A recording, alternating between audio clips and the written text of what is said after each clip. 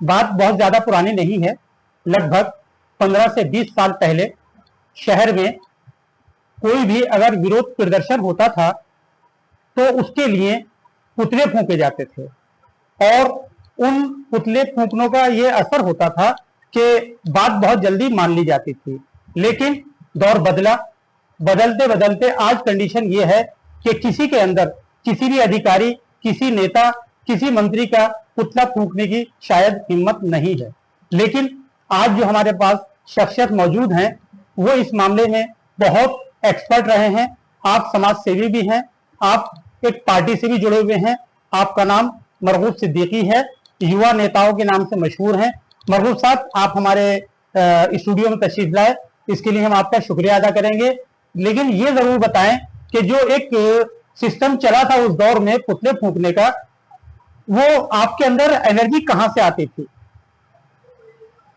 देखिए, उस समय अमरोहा में भयंकर समस्याएं थी। जी जी। समस्याएं भी ऐसी समस्या कि पूरी पूरी रात लाइट नहीं आती थी, सारा सारा दिन लाइट नहीं आती थी जी। गंदगी के अंबार लगे रहते थे, तमाम जगह जगह पानी भरा रहता था। ठीक ठीक। दुश्वारियां थी, इतना डेवलप नहीं था अमरोहा। जी जी। और हम लोगों को ये महसूस होता, हम उस समय नौजवान थे, जब भी कहीं जाते थे तो हमें बड़ा बुरा सा लगता था। ठीक ठीक। तो उसको लेकर, उस बुराई को खत्म करने के लिए हमारे साथी और हम उस समय बहुत ज्यादा प्रदर्शन करते थे जी। आज तो प्रदर्शन की परिभाषा ही बदल गई। आज तो बस अखबार वालों के सामने हाथ उठाया, हाय हाय करी और बस खत्म हो गया। उस समय जब हम धरना प्रदर्शन करते थे तो सुबह को 9 बजे बैठते थे और शाम को 5 बजे तक हमारा वो धरना चलता था किसी भी दफ्तर के सामने जी। अगर हम कोई मांग को लेकर, जैसे हमने कई बार बिजली की समस्या को लेकर अमर अनशन पे बैठे जी। कई बार हमने भूख हड़ताल करी जी। ऐसी बहुत सारी सफाई की समस्या थी, नालियों की समस्या थी, सड़कों की समस्या थी, बहुत सारी समस्याएं थी जिन्हें लेकर हम समय समय पर अधिकारियों के पुतले भी फूंकते थे जी। और एक बार तो ऐसा हुआ जी कि मैं आपको बताऊं कि मायावती की सरकार चल रही थी। ठीक ठीक। और उस समय हमने ऐलान कर दिया कि हम जो है वो, उस समय एक मंत्री जी थे जी। हमने ऐलान कर दिया कि हम इनका पुतला फूकेंगे। ठीक ठीक। पूरे कोर्ट के चौराहे पे फोर्स आन के लग गई जी। और हम, जब हमारा ये उसूल था कि हम अगर ऐलान करते थे तो पुतला जरूर फूकते थे। बिल्कुल बिल्कुल। तो हमारे साथियों ने कहा यार इतनी पुलिस फोर्स लग गई और मामला खराब हो जाएगा, और हमने ऐलान कर दिया पुतला तो हमें फूकना है। जी। तो हमने बेटी स्कूल जहाँ पे अंदर है वहां पे हमने पुतला लगा के फूका। इतने में अखबार वालों ने वहां रोल में जी पुलिस आई और हम भाग गए। जी। तो उन्होंने उसे पुतले को आग वाग लगाई, वो उसे बुझाने का काम किया, लेकिन हमने अपना काम किया। तो अब सवाल ये पैदा होता है कि अब जो धरने प्रदर्शन होते हैं तो उसे सिर्फ रस्म अदायगी माना जाए? जी बिल्कुल, रस्म अदायगी है। ठीक ठीक ठीक। आप किसी संगठन से भी जुड़े हुए हैं? जी जी। उस संगठन का क्या नाम है? मैं अखिल भारतीय जनता मजदूर संघ से भी जुड़ा हुआ हूँ जी। भारतीय जनता मजदूर संघ से भी जुड़ा हूँ और एक सद्भावना फाउंडेशन है उसका भी, उससे भी जुड़ा हुआ। 2 संगठनों के आपने नाम बताए जिसमें मजदूर भी लफ्ज आ रहा है। जी जी। तो मजदूरों के लिए, उनके फलाह बहबूद के लिए, उनके विकास के लिए आपका संगठन क्या करता है? हमारा संगठन जो है उन मजदूरों के लिए जो भी केंद्र सरकार की, प्रदेश सरकार की कल्याणकारी योजनाएं जो मजदूरों के लिए चलाई जा रही हैं, जी, उन योजनाओं को उन मजदूरों तक पहुंचाने का काम हमारे संगठन के लोग करते हैं, पूरे प्रदेश के अंदर, पूरे देश के अंदर। अमरोहा में बहुत असंगठित मजदूर है, संगठित नहीं, असंगठित। जी जी। अब देखते हैं, हम सुबह से लेकर शाम तक वो रोजी की तलाश में रहते हैं। जी जी। तो अब तक आपने ऐसे कितने मजदूरों को चिन्हित किया है जिन्हें रोजगार दिलाया हो? लगभग हमने अपने राज से अमरोहा के अंदर बहुत से ऐसे जो मजदूर हैं जो हमारे पास आते हैं, जो रोजगार हैं और हमें काम की तलाश है, तो हमने कम से कम 150-200 लोगों को हमने उसमें रोजगार दिलाया है। जी। और हमारा प्रयास भी रहता है जो हमारे पास आता है उसे हम रोजगार से लगाने का काम करते हैं। बहुत से संगठन यहाँ बने हुए हैं जो समाज सेवी भी कहलाते हैं, स्वयं सेवी भी हैं, और वो प्रोग्राम करते हैं और अखबारों में छप जाता है। इससे आगे कहीं कुछ जमीन पर दिखाई नहीं देता। तो आप जो कुछ भी कर रहे हैं वो जमीन पर क्या दिखाई दे रहा है? देखिए, आजकल एक ट्रेंड चल गया है कि हमें सोशल मीडिया पर अपने आप को हाईलाइट करना। जी जी। और हम समस्याएं भी, आजकल के बहुत सारे समाज सेवी लोग हैं, समाज संगठन है, वो सोशल मीडिया के माध्यम से समस्याएं उठाती हैं। जी। जबकि मैं इसका विरोधी हूँ, क्योंकि सोशल मीडिया पे सिर्फ अपने आप को चमकाने के लिए समस्या उठाई जा सकती है। ठीक। अगर समस्या का हमें निदान करना है तो उसके लिए हमें कलेक्ट्रेट में जाना पड़ेगा, अगर पुलिस की समस्या तो एसपी के पास जाना पड़ेगा, और अगर किसी विभाग की समस्या तो विभाग का हमें उसे जब तक हम लिख के पटल पे नहीं देंगे तो उस समस्या का समाधान कैसे होगा। हमने अपने आप को चमकाने के लिए हमने खड़े हो गए और हमने वहां जाके हमने कहा साहब ये समस्या, ये समस्या, बस अपने अपने आप को चमकाया और सोशल मीडिया पे डाला, अपना काम खत्म। ठीक ठीक ठीक। एक यहाँ मुस्लिम कमेटी बनी हुई है जी, और उस मुस्लिम कमेटी में पिछले दिनों कुछ तनाजा देखने को मिला। जी, आप भी एक मुस्लिम संगठन के नाम से कोई संगठन चलाते थे, वो उसका नाम क्या है और अब उसमें क्या प्रोग्रेस है?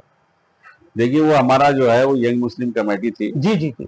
उस समय भी यंग मुस्लिम कमेटी बनाने का जो मकसद था जी, वो ये था कि मुस्लिम कमेटी अपने महदूद 2-3 प्रोग्रामों तक सीमित थी। जी जी। जो शहर की समस्याएं थी या और कोई से मसाइल थे उन पे मुस्लिम कमेटी वो काम नहीं करती। हाँ, एक तो ईद मिलादुन नबी का प्रोग्राम, ईद मिलादुन नबी का, एक शब बारात का और एक आध और कोई प्रोग्राम कर दिया करते थे। इसके अलावा कोई उनके जो थी एक्टिविटी नहीं थी। तो हमने यंग मुस्लिम कमेटी बनाई, हमारे तमाम नौजवानों ने इकट्ठा हुए और उन्होंने कहा कि जाए हम ये 2 प्रोग्राम करती है मुस्लिम कमेटी, ऐसा भी होना चाहिए जो शहर की हमारी समस्या है उन्हें भी उठाना चाहिए। तो यंग मुस्लिम कमेटी बनी और उस समय यंग मुस्लिम कमेटी ने जितने आंदोलन, जितने प्रदर्शन किए वो पूरा अमरोहा जानता है और कितनी लड़ाई हमने इस अमरोहा के विकास की लड़ी है वो पूरा अमरोहा जानता है। उसके लोगों के पास आज भी रिकॉर्ड है और हमें कई बार जो है बहुत मुसीबतों को भी सामना करना पड़ा, बहुत ऐसे मसाइल भी आए कि हमारे घर की कुर्की होने का भी मसला आया, हमें गिरफ्तारी के भी मसले जी, मुझे याद है एक बार आपने बिजली डिपार्टमेंट के खिलाफ कोई धरना प्रदर्शन किया था, उसमें आपके खिलाफ FIR भी हुई थी, तो उसमें काफी आपको परेशानी का सामना करना पड़ा। लेकिन क्या उस दौरान आपके साथ यहाँ के कुछ संगठन साथ में आए थे या नहीं? देखिए संगठन की तो मैं बात नहीं करता क्योंकि उस समय जो माहौल था जी, वो लोग हमारे साथ आने के बजाय बल्कि लोग और आपके खिलाफ थे। जी जी। लेकिन क्योंकि शहर अवाम की जो शहर की आवाम थी जी जी, वो जानती थी कि भाई ये हमारे शहर के लिए काम करते हैं, शहर की आवाम ने भरपूर हमारा साथ दिया, जिसकी वजह से आज हम सही सलामत आपके सामने बैठे। आप जो है व्यापार मंडल से भी जुड़े रहे हैं। जी जी। व्यापारियों की समस्याओं को भी आप आगे लाते रहते हैं। जी जी। लेकिन एक सबसे बड़ी समस्या जो है शहर में वो यातायात की और जाम की है। जी। और कोट चौराहे से लेकर के आप कोतवाली तक अगर आएंगे तो इस जाम के लिए जहां तक मैं मानता हूं वो दुकानदार ही, व्यापारी ही जिम्मेदार हैं। तो इस कंडीशन में चूंकि वे उनकी अपनी गाड़ियां जो है उनकी दुकानों पे आगे खड़ी रहती हैं और जो उनके ग्राहक आते हैं उनकी भी गाड़ियां खड़ी रहती हैं, तो आप किसको इसके लिए जिम्मेदार मानते हैं? देखिए इसके लिए आम जनता भी जिम्मेदार है और व्यापारी भी जिम्मेदार है, दोनों जिम्मेदार जी। एक तो सबसे बड़ी बात क्या है कि मैं इस बात का पहले से भी कई मीटिंगों में मैंने आवाज उठाई, नगर पालिका के अंदर मीटिंग होती है या DM साहब के यहाँ मीटिंग होती है, SP ऑफिस में मीटिंग होती है। जी। तो हमने ये कहा कि एक अस्थायी पार्किंग और एक शौचालय जो है अमरोहा की जो मार्केट एक होनी चाहिए कि जो अमरोहा में से खरीदारी करने आ रहा है वो अपना वाहन खड़ा करे या अपनी बाइक खड़ी करे। होता क्या कि दुकानदार ने अपनी बाइक अपने लेंटर से मिला के लाके खड़ी कर दी, ग्राहक आया उसने उसके बराबर में खड़ी कर दी, एक ग्राहक आया तो उसने उसके बराबर में। तो लिहाजा वो सड़क इतनी चौड़ी नहीं है, हमारे यहाँ के बाजार इतने बड़े सड़कों पे नहीं है, उसके कारण से वो सड़क छोटी हो जाती है और जब उससे वहां वाहन गुजरते हैं तो जाम की स्थिति बन जाती है। तो दोनों आम जनता भी उसके लिए जिम्मेदार है और व्यापारी भी जिम्मेदार है। अगर हम इस समस्या का समाधान चाहते हैं तो दोनों लोगों को मिलकर काम करना होगा। और इससे पहले भी हमने कई सारे संगठनों को लेकर आवाज उठाई जाम के खिलाफ और एक प्लान भी बना, लेकिन बस ये होता है कि प्लान बना लेकिन कुछ दिनों बाद उन जो प्लान बनाने वाले अधिकारी थे उनका इस्तीफा से ट्रांसफर हो गया, वो प्लान आज उस फाइलों में दबा हुई। तो आप जाम और यातायात की व्यवस्था के लिए स्थानीय प्रशासन, पुलिस और नगर पालिका को भी क्या जिम्मेदार मानते हैं? देखिए जिम्मेदार सब हैं। अगर आज जाम की स्थिति बन रही है अमरोहा के अंदर, जी, एक तो सबसे बड़ा जाम का कारण जो है अमरोहा के अंदर मैं खुद हो सकता हूँ उसके अंदर, आप भी हो सकते हैं, सब लोग हो सकते हैं। हम रॉन्ग साइड में लाके अपनी मोटरसाइकिल लगा देते हैं। जी। हमारे नौजवान जल्दी में इतने होते हैं कि बिल्कुल उन्हें रास्ते जरा से भी दिखाई दिया तो जब आने का रास्ता ही नहीं होगा तो जाने वाले हम निकलेंगे कैसे? तो उसके लिए सभी जिम्मेदार हैं, प्रशासन भी जिम्मेदार है, अधिकारी भी, और हम लोग भी जिम्मेदार है। इस अगर जाम की समस्या से हमें निदान चाहिए और हम चाहेंगे हमारा अमरोहा जाम मुक्त हो तो इसके लिए हमें सबको काम करना पड़ेगा और अपने अपने साइड में चलना पड़ेगा, अपने अपने हिसाब से चलना पड़ेगा, तभी ये जाम की समस्या खत्म हो सकती है। प्रशासन कोशिश करता है, उसने कोर्ट के चौराहे पे ड्यूटी लगा दी, कोतवाली पे ड्यूटी लगा दी, बड़े बाजार ड्यूटी लगा, लेकिन बहुत सारी सकरी गलियां जहाँ से ई रिक्शा निकल के आ जाती है, जहाँ से गाड़ियां निकल के आ जाती है।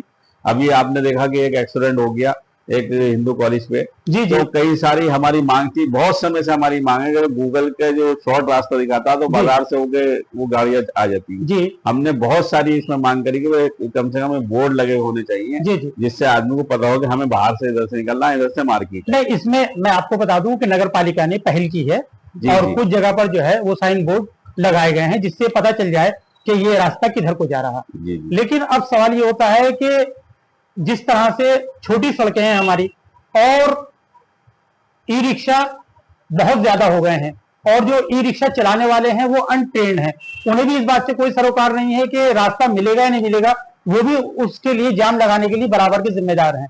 तो आप ई रिक्शा वालों के लिए क्या कहेंगे? देखिए, ई रिक्शा वालों के लिए हम बहुत सारी ई रिक्शा वालों के लिए हर बार व्यापार मंडल की मीटिंग में, डीएम साहब की मीटिंग में आवाज उठती है। जी जी। लेकिन क्योंकि एक बेरोजगारी इतनी है जी और आदमी के पास काम धंधा नहीं है, जी जी, तो एक आसानी से आदमी ई रिक्शा चला के अपने परिवार का पेट पाल रहा। हम ये भी बात कहते हैं, ऐसा है कि इनके साथ भी जुल्म जाती नहीं, वो ठीक है, लेकिन हम ई रिक्शा वालों से भी कहना चाहते हैं कि देखिए कि आप पहले एक रूट बनाया गया था कि 1 नंबर 2 नंबर 3 नंबर इस तरह से नंबर डाले गए थे। ठीक ठीक, उन नंबरों को वो गाड़ियां उसी रूट पर चलेगी तो इससे कम से कम जाम की समस्या खत्म होती है और उन्हें भी सबको जो है अपने अच्छा व्यापार मिल जाता ताकि वो अपनी सवारी एक ही रूट पर ढो रहे। ठीक ठीक। तो इसमें ई रिक्शा वालों से भी हम ये कहना चाहते हैं कि बिल्कुल जो ट्रेन है वो ट्रेन के साथ बच्चे इसमें जो है नाबालिग बच्चे ना चलाएं। जी जी। और अपने ई रिक्शा को जो है वो बिल्कुल सही रास्ते पे चलाएं, जहां स्टैंड रुकने को वहां पर रोकें। कहीं बीच बाजार में, बीच सड़क में, बीच चौराहे पर रोक के खड़े हो जाते हैं जिससे जाम की समस्या पैदा होती है। वो नियम अनुसार चलेंगे तो हमारे अमरोहा के अंदर भी जाम की समस्या भी खत्म होगी और उन्हें भी कोई दिक्कत परेशानी नहीं। अब ऐसा है कि हम बहुत जल्दी स्वतंत्रता दिवस मनाने जा रहे हैं जी। और कल 13 अगस्त को जो है तिरंगा यात्रा भी निकलेगी, तो आप उसके लिए शहर के आवाम को क्या संदेश देना चाहेंगे? देखिए, हर घर तिरंगा अभियान चल ही रहा है और हम सबसे कहना चाहते हैं क्योंकि हमारा राष्ट्रीय पर्व है जी जी, और हर हिंदुस्तानी के लिए गौरव की बात है जी, क्योंकि इस स्वतंत्रता दिवस जो मनाया जाता है तो हमें आजादी मिली थी उसी उपलक्ष्य में मनाया जाता है जी। और हमारे पूर्वजों ने, हमारे सैनिकों ने और हमारे जिन्होंने भी अपने प्राणों की आहुति देकर हमें आजादी दिलाई है, उनके बलिदान को याद करते हुए हमें अपने घर पर तिरंगा लगाना चाहिए और जितनी भी तिरंगा यात्राएं अमरोहा के अंदर निकल रही है उसमें सब में शरीक होकर अपनी देशभक्ति का सबूत देना चाहिए। आप भी इस दौरान जो है कई साल तक हमने देखा कभी सम्मेलन और मुशायरा कराया करते थे, क्या इस बार कोई इस तरह का इरादा है? हाँ, अभी बन रहा प्रोग्राम, असल में बरसात की वजह से थोड़ा सा हो रहा है क्योंकि खुले में कहीं कराने की व्यवस्था, तो इसलिए इस बार हमने छोटा से रखा, 26 जनवरी में बड़ा कराती है। ठीक ठीक, तो अपने लोकल मुशायरे का प्रोग्राम रखा हमने। हमसे बात करने के लिए मरहूम सिद्दीकी साहब, आपका बहुत बहुत शुक्रिया।